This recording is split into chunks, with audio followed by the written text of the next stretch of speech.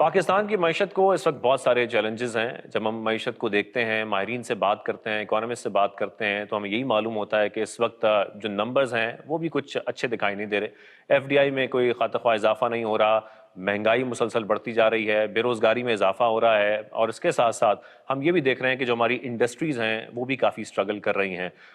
Tariff زیادہ ہیں اور بہت سارے ایسے چیلنجز ہیں انرجی کاسٹ کے، جس کو اس وقت حکومت کو حل کرنا بہت ضروری ہو چکا ہے. بجٹ اب آنے والا ہے. بجٹ میں اب کاروباری طبقہ بھی بہت ایکسپیکٹیشن لیے بیٹھا ہے، اور ساتھ میں عوام تو امید رکھتے ہی ہیں کہ اس بجٹ سے ان کو بھی کچھ ریلیف ملے گا.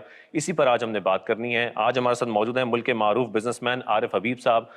ایک جانی مانی شخصیت ہیں، اور اس کے ساتھ ساتھ آپ کو یہ بتائیں کہ اسٹاک ایکسچینج کے وہ کئی بار چیئرمین بھی رہ چکے ہیں. عارف حبیب گروپ ملک کا ایک وہ گروپ ہے جو بڑے گروپس میں شمار ہوتا ہے، اور ریسنٹلی ہم نے یہ دیکھا کہ حالیہ دنوں میں جو پی آئی اے کی پرائیویٹائزیشن ہوئی تو انہوں نے اس کے شیئرز حاصل کیے. عارف حبیب صاحب سے گفتگو کرتے ہیں بجٹ کے اوپر. عارف صاحب کیسے ہیں آپ؟ خیریت سے؟ الحمدللہ، تھینک یو. عارف صاحب، کیونکہ پی آئی کا میں نے ذکر بھی کیا، میں اگر یہیں سے شروع کروں، ایک روڈ میپ بھی 5 سالہ تیار کیا گیا پرائیویٹائزیشن کو لے کر. پی آئی اے کی پرائیویٹائزیشن کے لیے ہم نے دیکھا کہ شروع میں ایک کوشش کی گئی، لیکن اس کوشش میں آفر کم ملی، اور اس کے بعد کچھ ایسا ہوا کہ حکومت نے 2024 میں 80% جو لیگسی اس کے ڈیٹ تھے اس سے چھٹکارا حاصل کیا. اس سے پہلے ایک پروفٹ اینول رپورٹ جاری ہوتی ہے، جس کا ہمیں پتہ لگتا ہے کہ وہ 20 سال کے بعد پہلی بار ایسا ہو رہا ہے کہ ایک پروفٹ کی اینول رپورٹ جاری کی گئی ہے. پرائیویٹائزیشن میں کیا مسائل تھے، اور اس کے بعد ہم نے پھر یہ بھی دیکھا کہ مشرق وسطیٰ کی صورتحال سامنے آ گئی جب ایک کامیابی سے پرائیویٹائزیشن ہو بھی گئی. اب تو جو آپریشنل چیلنجز ہیں وہ الگ ہیں، اس کے ساتھ ساتھ جو فیول پرائسز ہیں وہ بھی بڑھ گئی ہیں. اس وقت پی آئی اے کو کن مسائل کا، کن چیلنجز کا سامنا ہے؟ پھر ایویشن کے مسائل بھی ہم دیکھ رہے ہیں. دیکھیے، جیسا کہ آپ کو پتہ ہے کہ پی آئی اے جو ہے وہ کئی سال لاس کرتی رہی، اور وہ لاس کرتی رہی تو گورنمنٹ جو ہے بجائے اس میں نیا کیپٹل ڈالنے کے وہ ہمیشہ یہ کرتی تھی کہ اپنی گورنمنٹ کی گارنٹی دے کے کمپنی کو کہتی تھی کہ آپ مزید لون لے لیں، کیونکہ جب کمپنی لاس کرتی ہے تو ظاہر ہے وہ کیش ڈرین آؤٹ ہوتا ہے، اور کیش کی کمی ہوتی ہے، لیکوڈیٹی ایشوز اور پرابلم ہوتے ہیں. اس کو حل کرنے کے لیے گورنمنٹ ان کو لون ارینج کر دیتی تھی. اب وہ لون جو ہے ہوتا تو گورنمنٹ گارنٹیڈ تھا، بٹ اس کا بوجھ کمپنی پہ اور پڑ جاتا تھا، کیونکہ اس کے اوپر پھر انٹرسٹ جو ہے وہ دینا پڑتا تھا. تو وہ انٹرسٹ کی لائبلٹی مسلسل بڑھتی رہتی تھی. تو آپ نے یہ دیکھا ہوگا، اور پھر اس کے پاس اس کو لیکوڈیٹی کے پرابلمز ہو جاتے تھے، کیونکہ وہ اتنا کیش جو ہے وہ ارن نہیں کر پا رہی تھی یا جنریٹ نہیں کر پا رہی تھی کہ وہ اپنی اوبلیگیشنز کو جو ہے وہ پورا کر سکیں.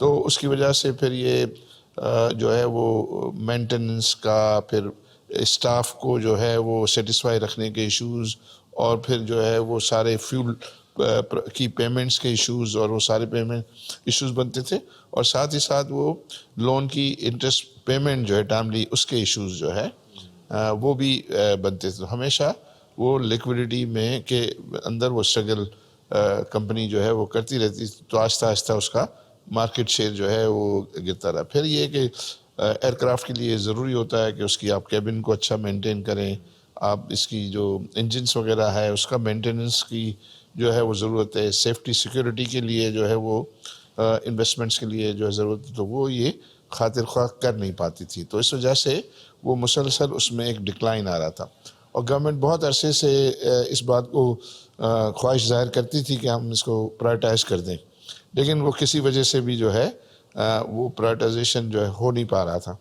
اس دفعہ جو ہے ایک اور، اس سے پہلے ایک اور اٹیمپٹ کیا گیا تھا، اور اس کے آئی تھنک اسٹرکچر میں بھی کچھ فلاز تھے.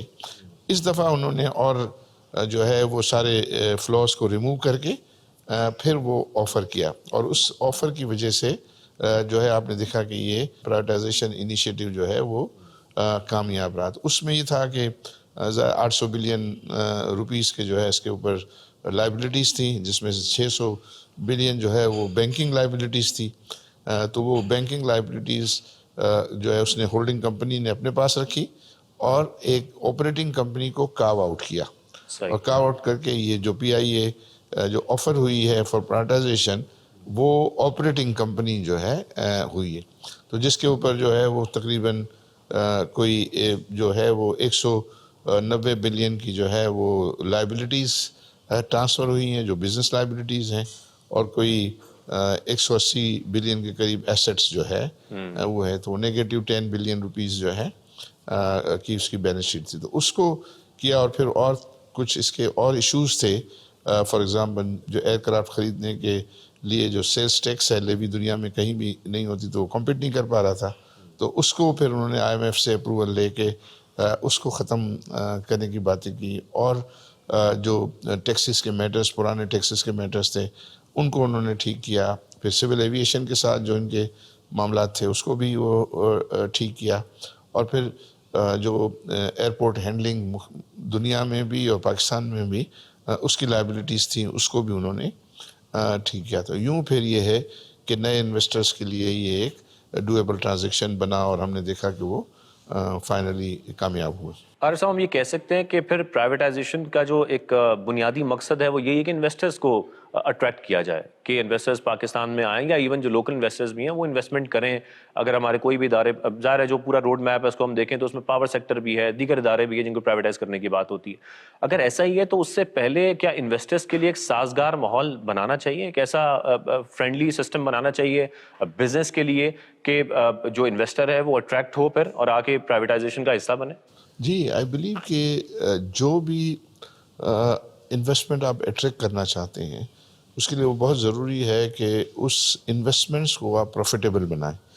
کیونکہ جب تک اگر وہ کمپنی پروفیٹیبل نہیں ہوگی اور وہ ایک سفیشینٹ کیش جنریٹ نہیں کر رہی ہوگی تو وہ سسٹین نہیں کر سکے، گر جائے گی. بالکل. اینڈ پرٹیکولرلی اگر پرائیویٹ سیکٹر میں ایسی سچویشن ہوگی تو وہ جلدی گر جائیں گے. تو گورنمنٹ تو ابھی بھی اپنے بجٹ اتنا بڑا ان کے پاس بجٹ ہوتا ہے تو وہ پھر بھی اس کو جو ہے سہ سکتے ہیں، لیکن پرائیویٹ سیکٹر تو اس کو نہیں سہ سکتا ہے. اور وہ پھر ظاہر ہے اس میں پبلک منی بھی انوالو ہوتی ہے، اس میں بینکنگ فائنانسز بھی جو ہے وہ انوالو ہوتے ہیں، تو وہ بہت زیادہ کیئرفل ہوتے ہیں. اور کیئرفل ہوتے ہیں اسی وجہ سے زیادہ جان بھی مارتے ہیں، کیونکہ ان کا اسٹیک اس کے اندر جو ہے وہ ہوتا ہے. تو اس کے لیے بہت ضروری ہے کہ بزنسز کے لیے سازگار ماحول بنایا جائے.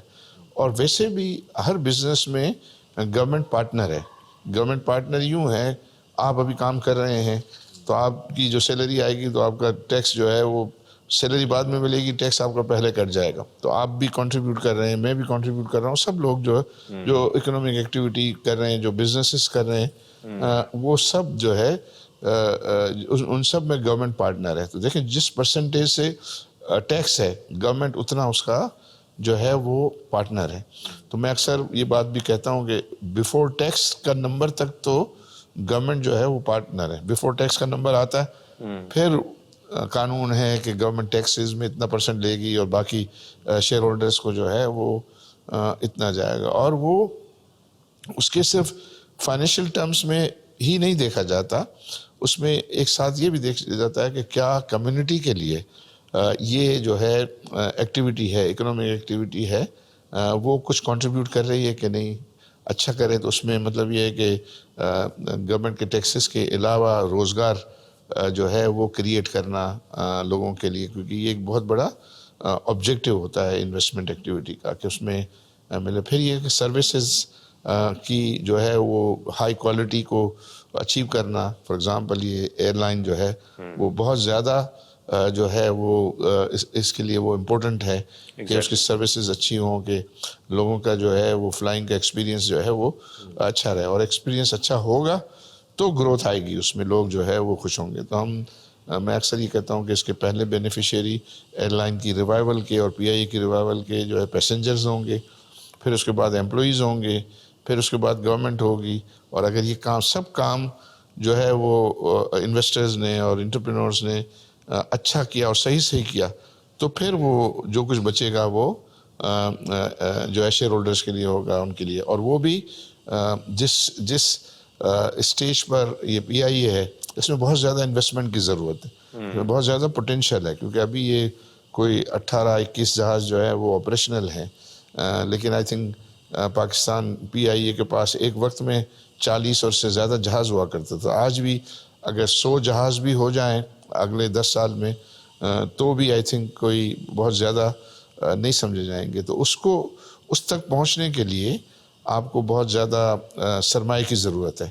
تو جیسے ہم جب آپس میں بات کرتے ہیں جو ایکوائررز ہیں کہ ٹھیک ہے جو ہم نے پی آئی اے خرید لی، اس کی جو انویسٹمنٹ تو اپنی جگہ پہ ہے، لیکن اس سے زیادہ جو ہے وہ چیلنجنگ یہ ہے کہ ان جہازوں کو خریدنے کے لیے جو سرمایہ کی ضرورت ہے اس کو مینیج کرنا، اور اس کو جو لینڈرز کو سیٹسفائی کرنا، جو لیسورس ہیں ان کو سیٹسفائی کرنا، اور وہ جب ہی پاسبل ہوگا کہ جب ہم جو ہے اچھی پی آئی کی سروسز کریں گے اور اس میں اس کی ڈیمانڈ کو جو ہے وہ بڑھائیں گے، تو جا کے وہ گروتھ حاصل کر سکیں گے۔